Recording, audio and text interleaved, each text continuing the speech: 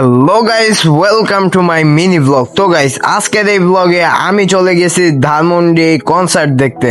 তো গাইস, এদিকে আমি প্রথমে বসে বসে ওয়েট করতেছি, কনসার্ট শুরু হবে হচ্ছে গিয়ে আরেকটু পর। তারপর আমরা চলে গেছি কনসার্টে, এখন হচ্ছে গিয়ে কনসার্টটা শুরু হবে। তো এদিকে আমরা দাঁড়িয়ে দাঁড়িয়ে ওয়েট করতেছি, তো শুরু হবে কনসার্ট। আমরা দেখে শেষ করে তারপর এদিকে একটা জুস নিয়ে নিয়েছি।